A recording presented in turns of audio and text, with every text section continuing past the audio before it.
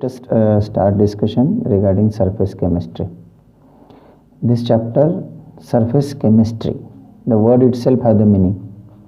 Surface chemistry means the chemistry on the surface, means what are the reaction that occurs on the surface. Reactant का surface हो सकता है, कोई metal का surface हो सकता है, या कोई भी प्लेटफॉर्म हो सकता है जिसके सरफेस के ऊपर होने वाली reaction, that is there in the surface chemistry.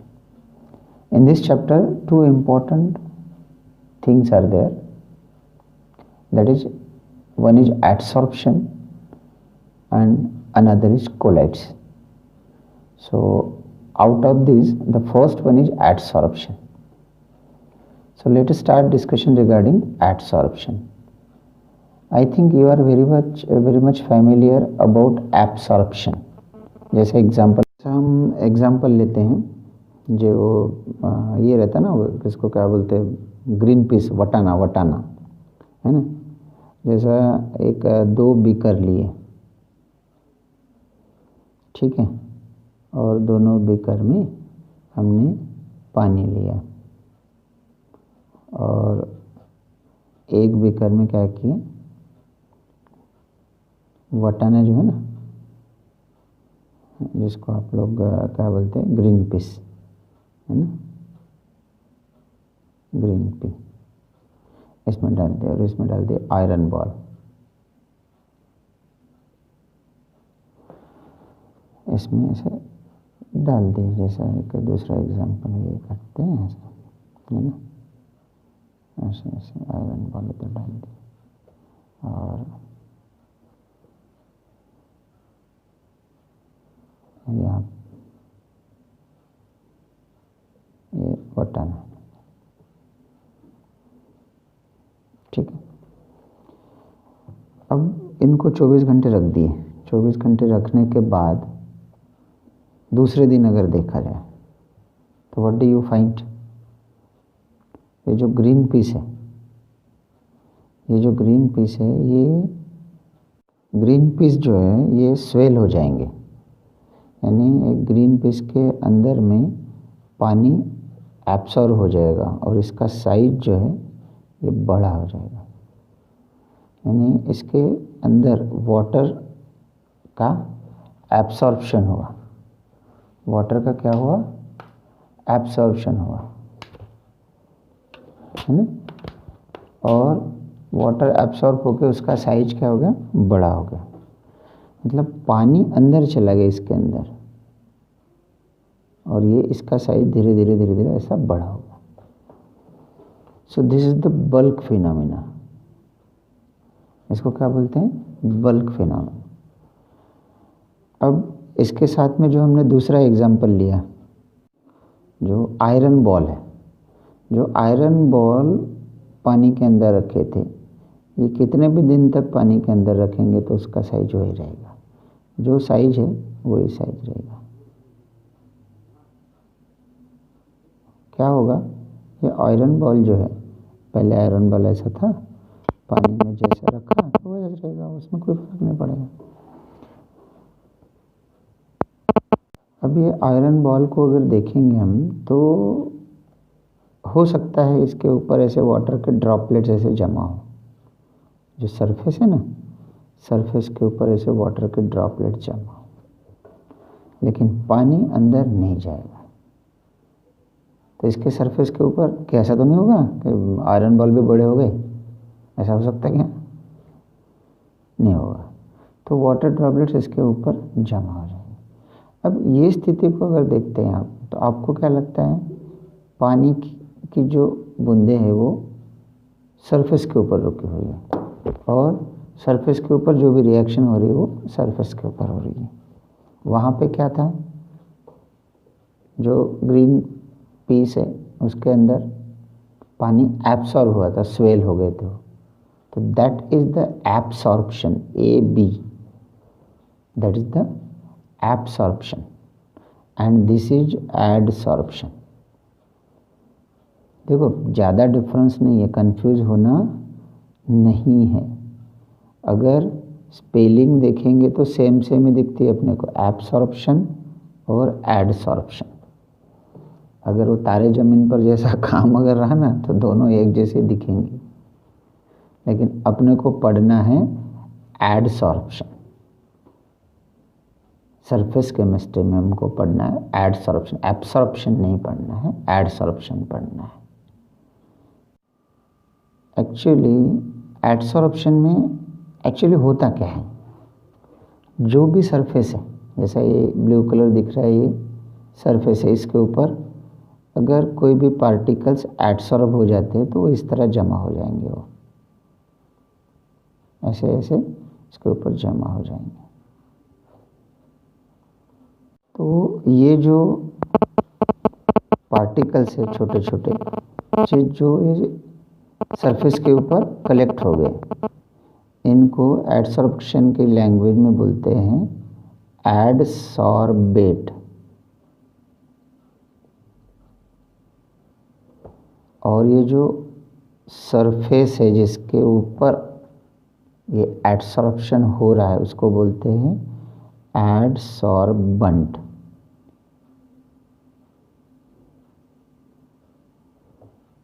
और ये जो कंप्लीट प्रोसेस है इसको बोलते हैं एडसॉर्प्शन।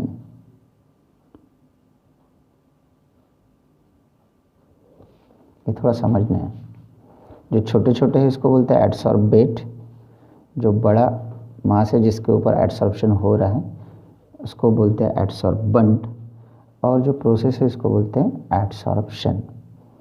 अब हम कैसे बात कर सकते हैं, adsorbate adsorb on the adsorbent, the process is known as adsorption, ऐसे बोल सकते हैं, ये ध्यान रखना है।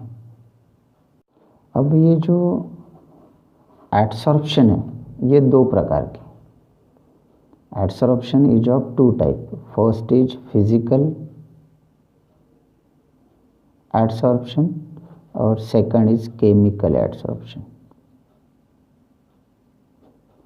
Physical adsorption means only outer surface पर जो भी रिएक्शन होगी जो रिवर्स हो सकती है, सरफेस के ऊपर, ये भी सरफेस के ऊपर रिएक्शन हो रही है, वो भी सरफेस के ऊपर रिएक्शन, लेकिन सरफेस के ऊपर रिएक्शन हो रही है वो रिवर्स हो सकती है, वापस आ सकती है, ऐसे रिएक्शन को बोलते हैं फिजिकल एडसॉर्प्शन। और केमिकल एडसॉर्प्शन सरफेस के ऊपर ही हो रही है लेकिन केमिकल रिएक्शन हो रही है, वहाँ क्या हो रहा है, केमिकल रिएक्शन हो रही है, और केमिकल रिएक्शन होने की वजह से सरफेस के ऊपर होने वाले रिएक्शन को हम बदल नहीं सकते, वो एक बार हो गया तो हो गया। जैसा केमिकल रिएक्शन केमिकल एडसॉर्प्शन में लेते हैं, जैसा ये सरफेस है, इस सरफेस के ऊपर मान लो कोई एसिड की रिएक्शन होती है तो जो भी होगा, जलेगा या जो भी होगा, वो एकदम फिर बदलेगा नहीं, so that reaction is the chemical adsorption. और फिजिकल एडसॉर्प्शन में कैसे समझने के लिए सबसे बढ़िया, वो जो सरफेस है, मान लो ये चेहरा लेते किसी का समझने के लिए, ऐसा है ना, ये इसने मान लो अपने चेहरे के ऊपर पाउडर लगाया, एक पाउडर लगाया, दूसरा पाउडर लगाया, तीसरा पाउडर लगाया, चौथा पाउडर, एक लेयर बन गई, दूसरी लेयर बन गई, तीसरी लेयर बन गई, है ना, चेहरे के ऊपर सफ़ेद दिखने लग गया, पॉन्ड्स पाउडर लगाया, उसके बाद में फेयर एंड लवली है, फेयर एंड हैंड सब कुछ भी लगा, तो क्या एक लेयर, दूसरी लेयर, तीसरी लेयर ऐसी बन सकती है, लेकिन उसको चेहरा धोने के बाद में वो निकल जाएगा, यानी चेहरा मतलब एडसॉर्बेंट और जो पाउडर लगाया हुआ एडसॉर्बेट, इनके बीच में बॉन्ड ही नहीं बनेगा, मतलब simple attraction force, van der Waals force of attraction. इस तरह की जो एडसॉर्प्शन है उसको बोलते हैं फिजिकल एडसॉर्प्शन। और बहुत अच्छी तरह से बुक में इसका डिफरेंस दिया हुआ है, तो distinguish between the physical and chemical adsorption, ऐसा क्वेश्चन भी आता है आप लोगों को, तो ये भी आप लोगों को आना चाहिए। ये जो डिफरेंसेस दिए हुए हैं, the difference between physical and chemical adsorption, so if you see the difference, physical adsorption में सिर्फ वंडरवल फोर्स ऑफ अट्रैक्शन है, केमिकल एडसॉर्प्शन में केमिकल बॉन्डिंग वो बदल नहीं सकते हैं, और फिजिकल एडसॉर्प्शन स्पेसिफिक ही होगा,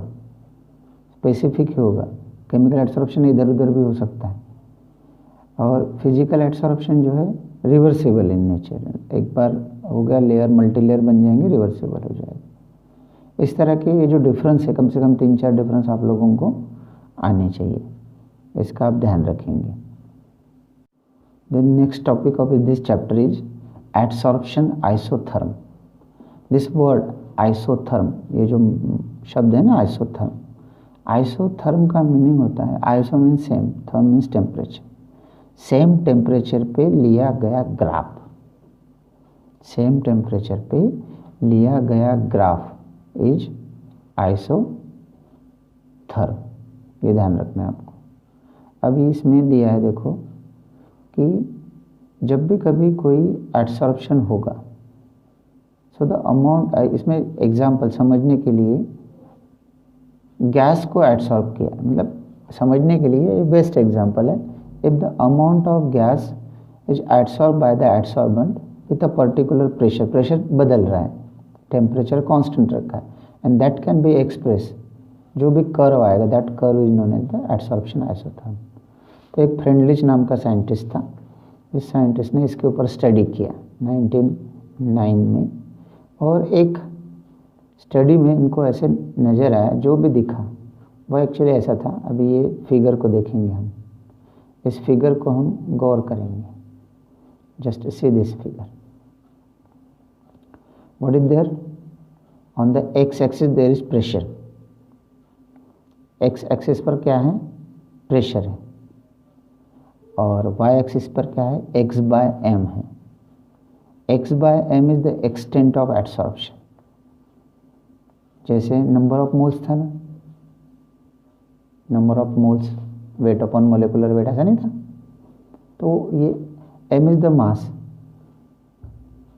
और x is the again mass, मतलब x is the mass, where x is the mass और m is the mass of adsorbent, pressure P, K is constant and N are the number constant। तो ऐसा एक graph है जिसमें temperature fix किया हुआ है, अलग अलग टेम्परेचर, जैसा 195 टेम्परेचर पर एक ग्राफ लिया है, 244 टेम्परेचर पर एक ग्राफ लिया है, 273 टेम्परेचर पर एक ग्राफ लिया। जैसे जैसे प्रेशर बढ़ाया, जैसे जैसे प्रेशर बढ़ा वैसे वैसे वो ग्राफ कैसे बना। अभी इस ग्राफ को समझने के लिए हमारे को थोड़ा एक अंडरस्टैंडिंग डेवलप करना पड़ेगा। इस ग्राफ को समझने के लिए अपने को क्या करना है, हम क्या करेंगे, एक ऐसा ग्राफ बनाएंगे, ये हो गया हमारा ग्राफ। इस साइड में एक्स एक्सिस पे प्रेशर बढ़ रहा है और वाई एक्सिस पे एक्स बाय एम बढ़ रहा है, मतलब नंबर ऑफ मोल जैसा समझ सकते हैं, एक्सटेंट ऑफ एडसॉर्प्शन इसको बोलते हैं। तो एक सिंपल सा टॉपिक है। एक ये समझते हैं हम, जस्ट सी, अगर ऐसा कोई सरफेस है, जैसा मान लो ये वाला एक सरफेस है, ये एक कॉर्नर अपन ले रहे समझने के लिए, इस सरफेस के ऊपर है ना, ये समझो सरफेस है, राउंड राउंड में सरफेस है ना, इस सरफेस के ऊपर मान लो आप ये समझ लो, इस सरफेस के ऊपर एडसॉर्प्शन हो रहा है, ओके, और प्रेशर से हो रहा है, प्रेशर जैसे जैसे बढ़ेगा वैसे वैसे, अब ये सरफेस है, अब सरफेस के ऊपर एडसॉर्ब, एक पार्टिकल, दूसरा पार्टिकल, तीसरा पार्टिकल आया है, ऐसे इमेजिन करो, ये पार्टिकल्स इसके ऊपर आ रहे हैं, ठीक है। कहाँ तक पॉसिबिलिटी है एडसॉर्प्शन की, कब तक होगा, जब तक सरफेस अवेलेबल है, सरफेस ही नहीं रहेगा तो कहाँ एडसॉर्प्शन होगा, बताओ, कितना भी प्रेशर देंगे तो बताओ, सोचो। इसका मीनिंग क्या है कि जब प्रेशर बढ़ाएंगे तो एडसॉर्प्शन बढ़ेगा ऐसे एक लेवल तक, और कुछ देर के बाद वो कितना भी प्रेशर बढ़ाओ कुछ फर्क नहीं पड़ेगा, ये समझना है अपने को। कितना भी प्रेशर बढ़ाओ से फर्क नहीं पड़ेगा, क्योंकि वो सरफेस कंप्लीटली ऑक्यूपाइड हो जाएगा ना, कितना भी प्रेशर बढ़ाओ, लेयर बढ़ सकते है उसके ऊपर, लेकिन सरफेस नहीं रहेगा तो एडसॉर्प्शन नहीं होगा। ये आपको अंडरस्टैंडिंग करना है, ये यहाँ दिया हुआ है। इस फिगर में ये दिया हुआ है, आप नोट करो। टेम्परेचर अलग अलग लिया, टेम्परेचर 195 पर एक ग्राफ है, 244 केल्विन पर एक ग्राफ है, 273 पर एक ग्राफ है। So this graph is plotted by taking the temperature constant. Pressure increase करेंगे तो आफ्टर सम टाइम, कितना भी प्रेशर इंक्रीज करेंगे तो एडसॉर्प्शन नहीं होगा। अब ये फ्रेंडलिश ने देखा कि x बाय एम और p का क्या रिलेशन है। सो x बाय एम और p का रिलेशन ये है कि x by m is directly proportional to the p to the power 1 by n। x by m is directly proportional to the p to the power 1 by n। ठीक है, अब x by M को देखते हैं। ये x by m का relation क्या है ये देखते हैं। तो actually x by m is directly proportional to the p to the power 1 by n, ऐसा है। अब इसको लिखेंगे हम प्रोपोर्शनलिटी कांस्टेंट के फॉर्म में, तो x by m is equal to k into p to the power 1 by n, ऐसा हो जाएगा। ये इक्वेशन, इसमें दो इक्वेशन का दोनों साइड से अगर लॉग लेते हैं, log of x by m equal to log of k, तो क्या होगा, ये 1 बाय n आगे आ जाएगा, है ना, मल्टीप्लाइड है तो 1 बाय n इधर आ जाएगा, 1 by n log of p, यहाँ प्लस रहेगा। ठीक है, मल्टीप्लिकेशन है। तो ये इक्वेशन बना। इक्वेशन को अगर थोड़ा गौर करेंगे तो again this equation is the equation of straight line. देखो y is equal to mx plus c, y coordinate, this is x coordinate, this is slope and this is intercept on y axis। इसका मतलब जब भी graph निकालेंगे ऐसा, y axis पर, यहाँ x axis पर, ये जो होगा इसका जो भी होगा स्लोप वो m होगा, और ये जो वैल्यू होगी ये c होगी, ऐसे। तो ये किस तरह है इसको देखते हैं। तो ये जो इक्वेशन है, ये इक्वेशन ऐसे आया, log of x by m equal to log of k plus 1 by n log of p, ऐसे इक्वेशन आया।